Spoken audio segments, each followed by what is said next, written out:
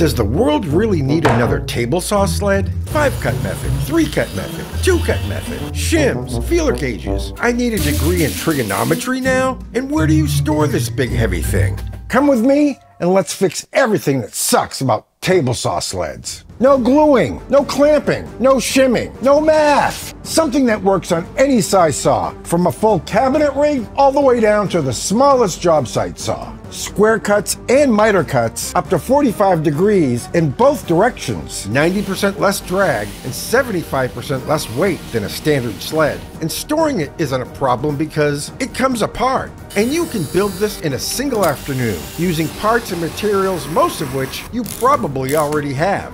You ready? Let's do this thing. Hey everybody, bonjour y'all. I'm Lee from Busted Knuckle Woodworks. If you're a regular viewer of my channel, you know my thing is all about solving problems. But it's not just about finding new solutions. It's taking another look at existing solutions and asking if there's an even better way. That's what I did in my miter fence video, and my unistrut calls video, and my workbench casters video. And recently, I took a good hard look at my table saw sled and asked, why? Why are they built this way? A table saw sled should do 3 things well: allow you to make accurate cross cuts, help you more safely make repeatable cuts, especially on smaller stock, and provide cut support on both sides of the blade. Pretty simple, right?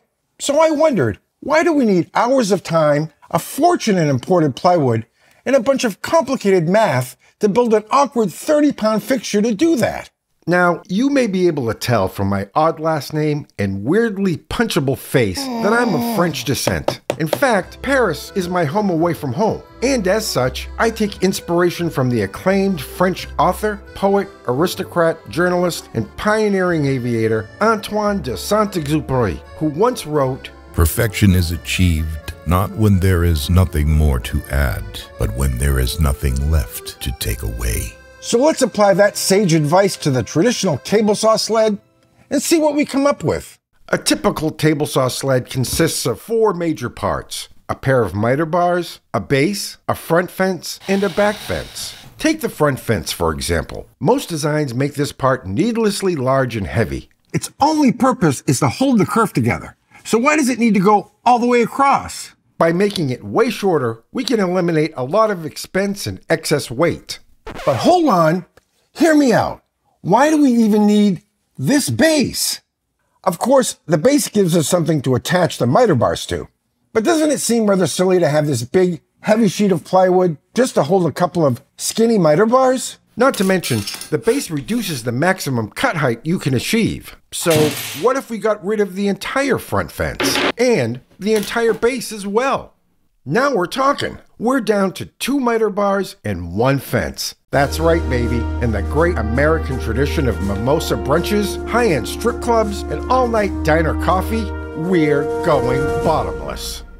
So here's what I've come up with so far. I've moved the miter bars back, then added these 2 triangular braces. These lend some stability and helps keep everything square. Let's consider the advantages this design offers. It's way cheaper to build, it's much lighter. Without the friction of a large base, it's far easier to push, and it allows us to use the entire height of the blade. And when you think about it, we really didn't give up much functionality. It still does everything we need a table saw sled to do. Those 3 things we talked about at the beginning of the video. Accurate crosscuts that are repeatable, offering support on both sides of the blade. And you know, this probably could have suited my purposes just fine, but I kept looking at this and wondered, could I do even better? And I thought, and thought, and thought some more. And that's when I remembered another of Saint-Exupéry's famous quotes. "Sometimes there is no harm in putting off a piece of work until another day." So I decided to take a little mental health break. Travel is good for the soul. I find it's a great way to escape the daily grind. But unfortunately, I can't just jump on a plane and fly to Paris whenever the going gets tough. And that's where BetterHelp, the sponsor of this video, comes in. When you're juggling so many responsibilities, it can be challenging to find time for self-care, let alone schedule in-person therapy sessions. BetterHelp offers a solution that could fit seamlessly into your life, no matter what time zone you find yourself in. First, you go to their site and answer a few questions, and BetterHelp will match you to a licensed therapist who is trained to listen and give you helpful, unbiased advice. You can do it all from your phone or computer, via phone call, video chat, or messaging, whichever works best for you. It's the easiest possible way to start talking to a therapist. Let BetterHelp connect you to a therapist who can support you, all from the comfort of your own home, hostel, or hotel. What in the world are you waiting for? Visit betterhelp.com/BustedKnuckleWoodworks or choose Busted Knuckle Woodworks during sign-up and enjoy a special discount on your first month. Au revoir! Sometimes all it takes is a trip halfway around the world to clear your head. And just like that, I was ready to get back to work. Now I'm willing to bet you have a cheap miter gauge hanging around somewhere. Like maybe that Kmart special that came with your table saw. I have this Incra V27 that I use on my bandsaw, and it's definitely not fancy, but it's really quite a good miter gauge for the price, which last I checked was under $80. But again, almost any miter gauge will suffice for what I'm doing. The important thing is that it has 2 holes or slots on the faceplate like this. I'm building a new fence here, and I'm only using one piece of 3/4 inch Baltic birch plywood. No need to laminate 2 pieces together for this. One will be plenty, and that'll save us even more weight. I'm making it 3.5 inches tall and 36 inches long. That's the same size as my existing sled. On the right side of this fence, I'm adding a couple of 1/4-20 threaded inserts to attach the miter gauge. I could probably just screw the fence on, but I want to be able to take this apart. The hardware you need to attach the fence will vary based on the miter gauge you're using. It's all pretty tight in here, so I'm using 1/2 inch cap screws. And looking at this so far, it's not very impressive. Cheap miter gauge, piece of plywood, the woodworking equivalent of a macaroni picture you'd bring home to your mom in 2nd grade. But we're gonna zhuzh this up a little bit by adding a second miter gauge. Now this one happens to be another Incra V27, and it matches the first one, but it doesn't have to. Not at all. Again, any miter gauge will do. And if we place it here on the left side, we essentially have the same apparatus we started with. 2 miter bars and a simple fence set at 90 degrees to those bars. Now we still need to attach the fence to the second miter gauge here, but I'm not going to use threaded inserts for that. First, I'll mark on the fence where the faceplate holes fall. Then, I'll set the fence to 45 degrees and again, mark the faceplate holes. And again, 45 degrees in the other direction, and mark.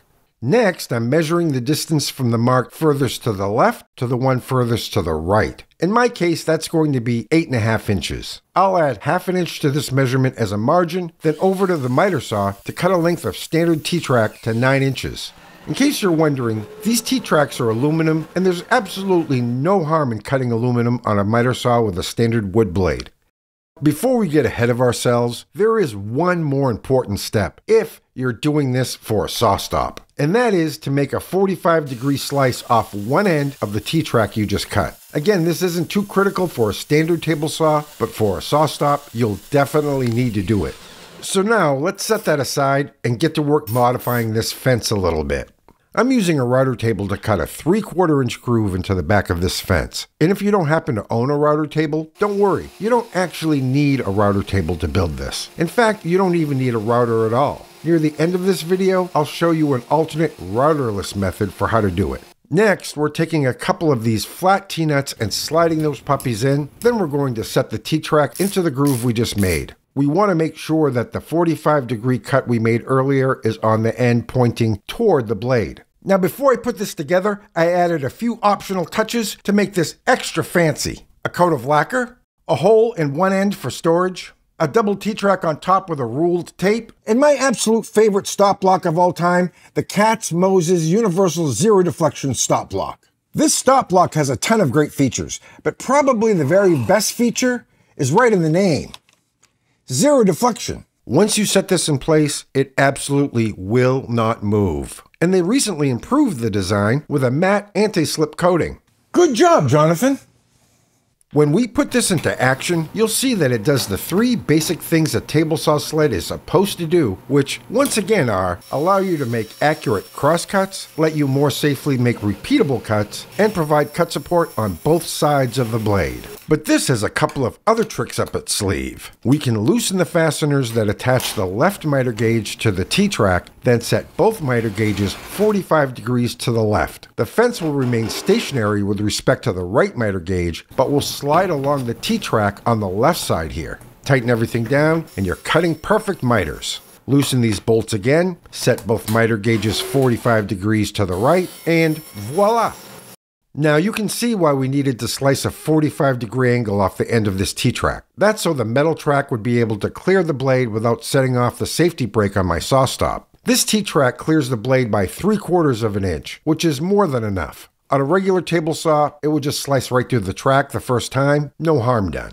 Now, I do want to address a couple of issues I absolutely know I'm going to get in the comments. The first is, how can we trust this is absolutely square?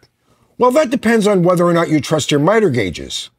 If your miter gauges are square, then this whole device will be square. The miter gauge I'm using here is adjustable by a few degrees left or right using these screws. In the second issue, because I get this in every video where I build something with a router table, I don't have a router table. So, as promised, here's another version of this fence I built without a router. On this one, I surface mounted the T-track straight to the fence on the left side. I used a hardwood spacer that's exactly the same thickness, which for a standard T-track is 3/8 of an inch. And this functions just as well as the other method, so however you build it is up to you. If you're on the fence about whether to build this, I'd like to leave you with one more quote from Antoine de Saint-Exupéry. A civilization is built on what is required of men, not on that which is provided for them. So keep building, keep growing, keep thinking, and I'll see you in the next one. Au revoir, y'all. Merci, à bientôt. Une baguette ne contient qu'un 4 ingrédients. De la farine, de l'eau, de la levure et du sel. C'est tout. Je crois que celle-ci a du saumon.